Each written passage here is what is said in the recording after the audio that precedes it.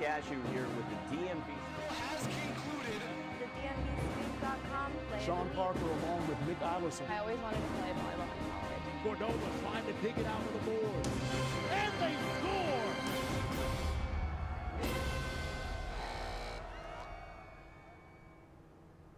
Hey guys, it's that time of week again. Time for the Prep Zone. I'm your host, Matt Present. I'm joined today by Brenton Randolph from DMV Stream and Adam Ayalu from Vantage Hoops. Guys, welcome. All right, Matt. It's good to be here. Thanks for having me. I hear you guys have some pretty good news today to share with the show. So, Adam, we'll start with you. Nothing really too crazy. Just went to the barber shop. The general wait is, a couple hours or maybe even an hour, but went right into the chair and got my hair cut. Didn't even have to wait. Was in and out of the shop in about 30 minutes. So that's my story. Wow, that's great news. Personally, I don't wait. I cut my hair myself, and you see this little bit. Yeah, this week wasn't so good. Sometimes you have better weeks than others, but Brenton, you had a great week. Oh, man, it was absolutely incredible. And to give you a little bit of context, a couple of months ago, I sent a letter to the 44th president, President Obama.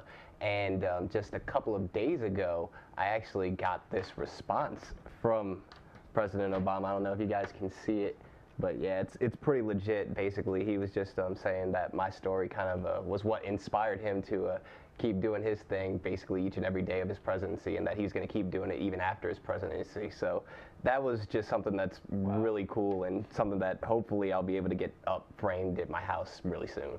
Like it's just amazing, man. No doubt about it. I mean, that's anytime you get a response from a president, let alone someone that you really feel has inspired you, and to see that reciprocated from him, I mean, it must be incredibly special. Yeah, it's been something, like, not to go too far into it, but like just his first election, me and my grandma actually went out and there was a line that went basically throughout the entire school, and like everybody in the city, in that district, was getting ready to vote on that day, and it was just something that's gonna stick with me basically throughout the rest of my life. So it was really cool to see him respond to this. No doubt, and we appreciate you sharing it with us here on the Prep Zone. And as we move along in today's show, let's see what we have for you coming your way today. A really big game played last night. DeMatha and Gonzaga, Paul VI and OConnell, another big game. And then we have on the girls' side, Paul VI, some history there. We'll get to that in a little bit. They played St. John's, and then some more recaps. One from a couple weeks ago that we didn't quite get to. It'll make this show. DeMatha and St. Mary's Riken. And then over on the Moco side, Seneca Valley and Quince Orchard. We're also going to preview a few games as well. West Potomac and WT Woodson, Murray and HD Woodson, and then Rock Creek Christian. They're off to a really hot start. They're playing Battlefield, and here's how to watch us on Facebook Live right now. What's going on, people? DMVStream.com, that's on demand, and on local TV in Northern Virginia as well. Now, before we get into the nitty-gritty, as I mentioned, we're halfway into basketball season, a little more actually. Pretty impressive that we're already there. Things are flying by, so much to get to. And BJ Kubarulis is going to tell you how to get your plays on our Top 10 Countdown. Hello, everybody, and welcome to an all-new season of Top Plays here at allmetsports.com and WashingtonPost.com. I'm BJ Kubarulis. All right, like the previous 3 seasons, we're continuing our exciting interactive high school basketball show, a show that allows you, parents, coaches, players, and fans, to send in your video submissions for ranking in our Top 10 style weekly show. Each week, we'll reveal the latest highlights, dunks, sweet assists, and bizarre happenings from across the region. All you gotta do is tweet me the link. I'm at BJKoob, and remember, you gotta hashtag it AllMets. You can send in your Huddle, YouTube, Vimeo, really any video link, and we'll consider it for use in the upcoming episode of Top Plays. Remember to tune in every Monday to see if your video made it at allmetsports.com. We'll see you soon. Welcome back to the Prep Zone. We're in our Weekend Rewind segment. And last night, Gonzaga and DeMatha played one another. And this is always a really anticipated game. But Brenton, last night didn't quite really live up to that hype. Nah, not quite. I mean, like you said, it's always a big-time matchup, really, when any of these WCAC teams get together. And, Gonzaga, they just recently lost their #1 ranking after losing to Paul VI, and they were really motivated to come out here and get a victory in this one. And what better way to make sure that everybody knows that you're still in the picture than to beat the new #1, which was DeMatha. And they were pretty dominant throughout just this entire game. Like they were in control throughout the whole thing. Never really gave DeMatha a chance to get into this game. And Chris Likes was definitely the leader for them, had 23 points. Prentice Hub also with 17 points. Really the usual suspects for Gonzaga getting the job done for this one. And Miles Dredd also had 13 points. Gonzaga just absolutely in control offensively and defensively throughout this one. And DeMatha, I mean, give them some credit. They tried to fight back. Josh Carlton had a pretty big game for them, 24 points. Not always consistent, but had a good game in this one. But they weren't quite able to come out with the victory. And Gonzaga was able to get that victory. And And you mentioned that defense. They held DJ Harvey and Ryan Allen scoreless in the fourth quarter. Talk about a way to close out that game. I mean, that's just absolutely incredible. Like, definitely great defense from their guard play, Prentice Hub and Chris Likes, to shut down the big-time players on DeMatha's side. And Chris Likes, you can see here, is the player of the game with his 23 points, the 7 assists. And like you said, the graphic that doesn't show up is holding those DeMatha guards to 0 points in the fourth quarter. Their time to shine, and Chris Likes certainly shined in that one. And something else that doesn't show up as well. He did something else pretty special. He had 23 points last night. His career total is 1,944. That passes Villanova's Chris Jenkins for the school record. That's so incredible. Pretty cool stuff there from Chris Likes. Villanova, they went down last night. Tough. Yeah. Man, just tough way for them to go down. But definitely a cool thing for Chris Likes to say now that he's the record holder for points for Gonzaga. I mean, and he's going to Miami. I bet you Jim Laranaga's got to be excited seeing that he just passed a record and he's got the record scorer coming to his team now. No doubt about it. Now, Adam, some other WCAC action of late. Paul VI and OConnell. Yeah, I got the chance to go down to OConnell in Arlington, where Paul VI and Bishop OConnell, two of the top 5 teams in Virginia, rated by VantageHoops.com. They had a rematch. O'Connell lost at PVI earlier in the season, and they held a double-digit lead until about 4 minutes or so left in this game, where PVI stormed back and held on, and they won the game by 1 point. The kid that I was really impressed with in this game, and I've been impressed with him all season, is Jeremy Roach. He's a freshman, true freshman. You don't see many freshmen start in this league. It's considered by many to be the best league in high school basketball across the entire country. And this kid, Jeremy Roach, had 16 points in this game on the road. He shot 6 of 10 from the field, very efficient, scored big buckets down the stretch.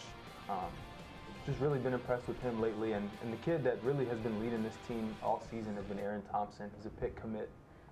He had 15 points in this game, hit a really clutch free throw down the stretch to help his team, secure the victory by 1 point.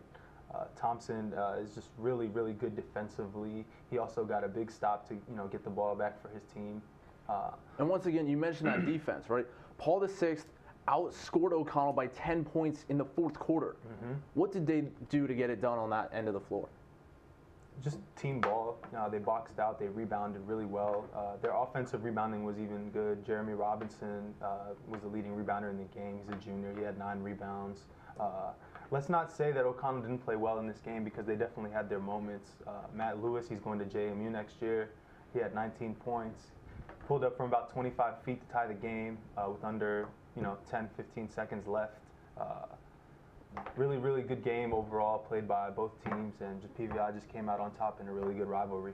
Yeah, I mean, it's been one of those things, because I've gotten a chance to see O'Connell play a couple of times as well, and they've been just right there, like right on the cusp of that big-time breakthrough game. They've had some good wins. I believe they beat St. Mary's Riken earlier in the season, but they've had so many close losses, like that PVI game earlier in the season that you mentioned, and they lost by 2 at DeMatha, which is another really close game. And it'll be interesting to see just if they can get over that hump. It's been something that we've talked about in previous episodes, and not quite. What is that hump, though? What, if you could put your finger on it, what is that thing that you go, okay, if they could just do this, they'd be there? It's tough to say, but maybe like you said, they've come up and they've hit some of these big shots to like tie the game and that sort of thing. Maybe if they can get that one last stop at the end of the game, that'll possibly get them that victory or something like that. Because I believe they took the lead against Paul VI by 1 in the first game, but I think they either fouled or something happened and the game got into overtime. So maybe just closing out and like really hunkering down for that one last possession might get them over the top. All right, from the PVI boys to the PVI girls. A couple weeks ago on the show, we told you that the PVI girls hadn't lost in 370 days. Today would have been 384. St. John's, however, they played spoiler.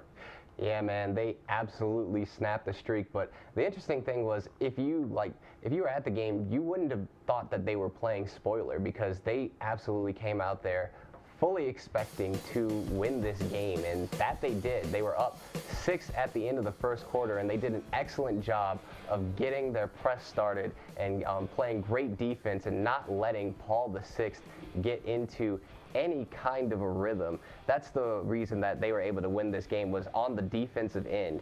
But also for St. John's, offensively, they were led by Asia Shepard, who is their incredible senior. She's going to be going to Virginia Tech next year, and you can see her channeling her inner Steph Curry, hitting that shot as the shot clock goes down. And this one, you can't really see it from that angle, but that one's from NBA range.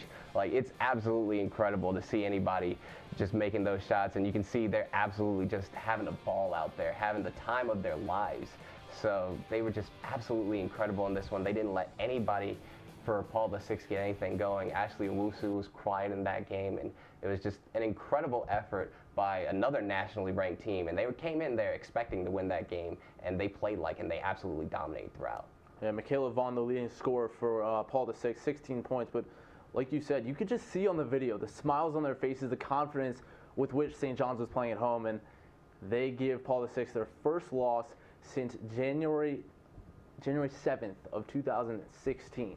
Right, it's their first loss since that loss to, I believe, Good Counsel was that game. And St. John's, like I said, they didn't care about that 37-game winning streak. They were like, hey, we want to make our name known, and we want to, get ourselves out there and get ourselves some attention too. Paul VI had actually beaten St. John's 9 straight times, so there was a little bit of added extra motivation there for the cadets as well. So just an incredible effort by all of the players for St. John's in this one. All right, so we're going to take a break and check out the PrepCast. It's the new thing here on DMV Stream, and Brenton Randolph got to kick it off with Broad Run's Anthony Cooper and John Costello.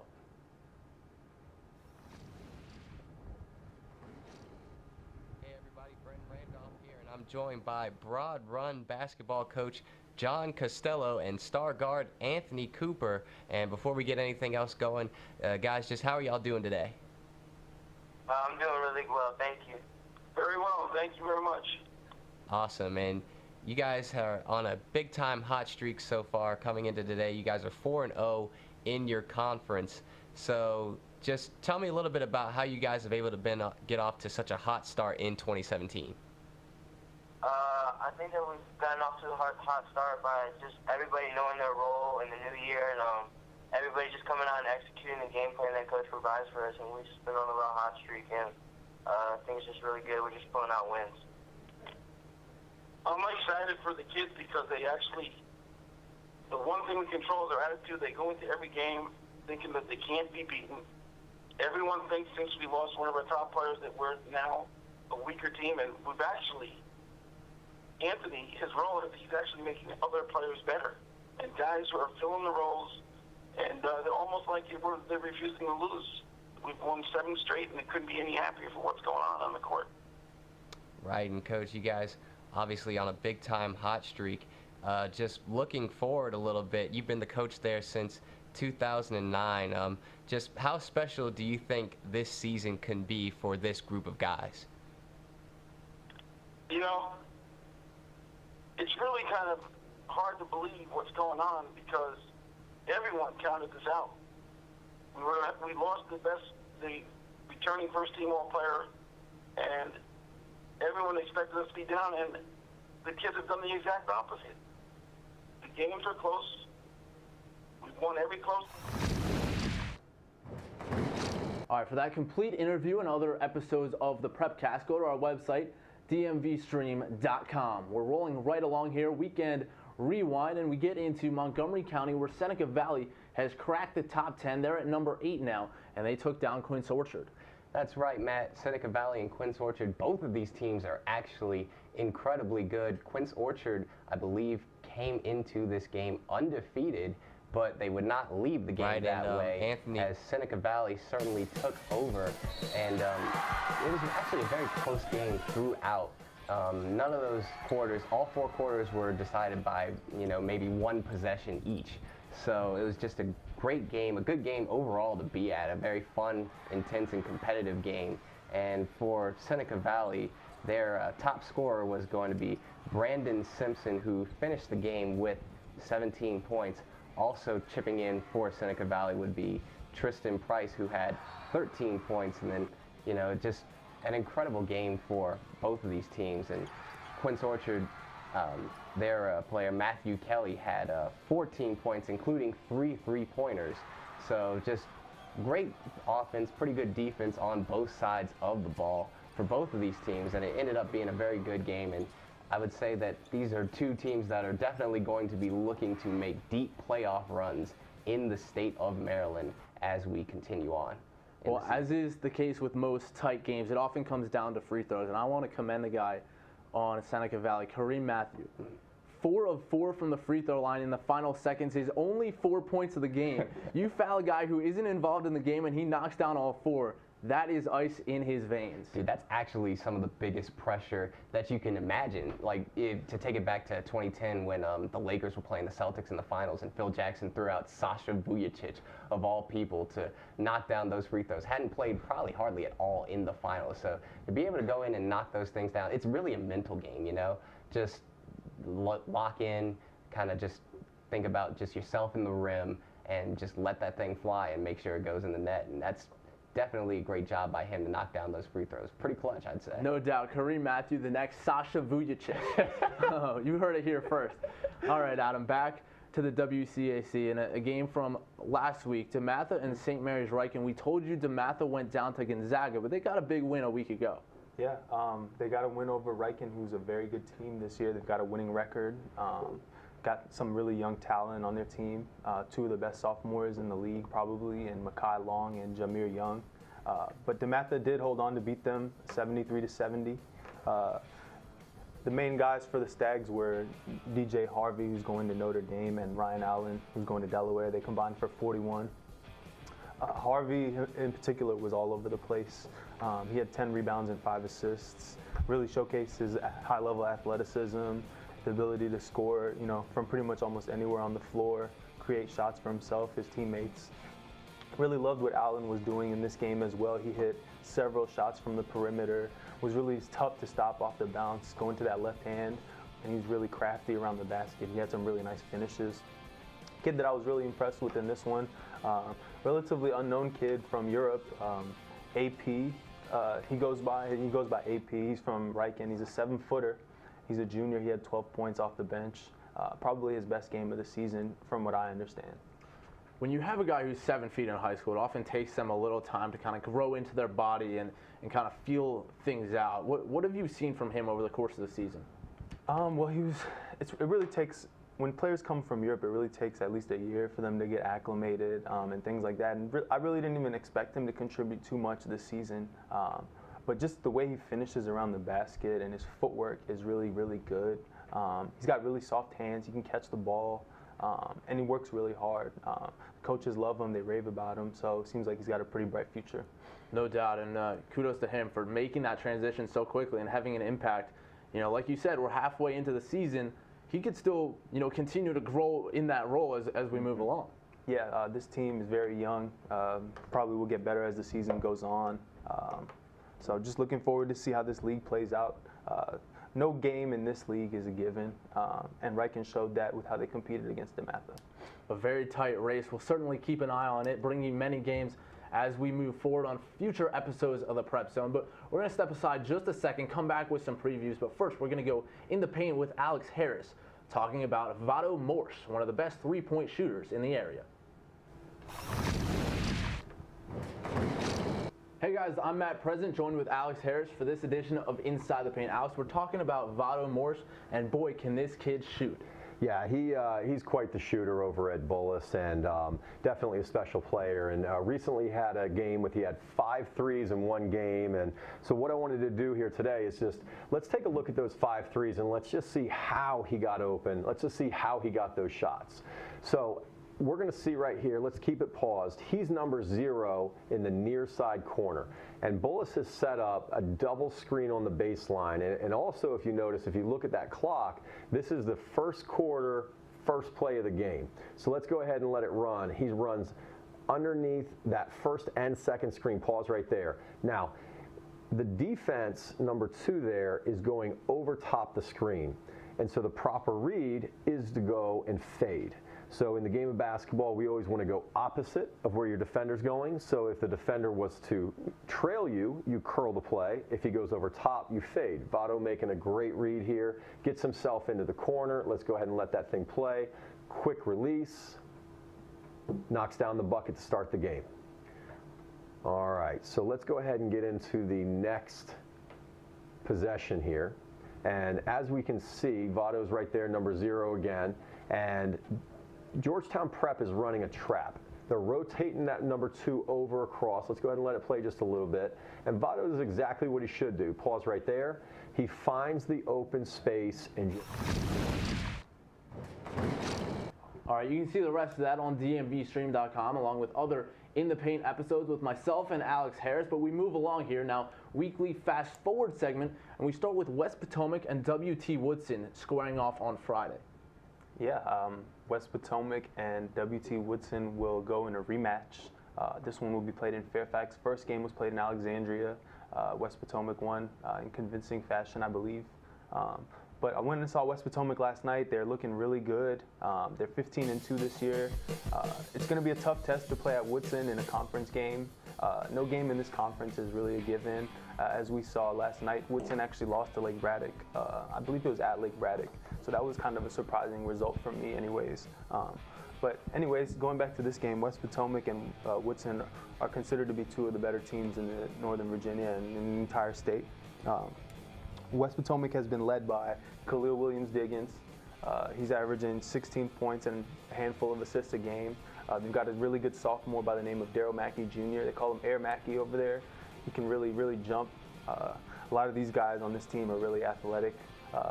DeJon Belfield is a really good athlete as well. He's 6'4", can really get up and elevate and guard multiple positions.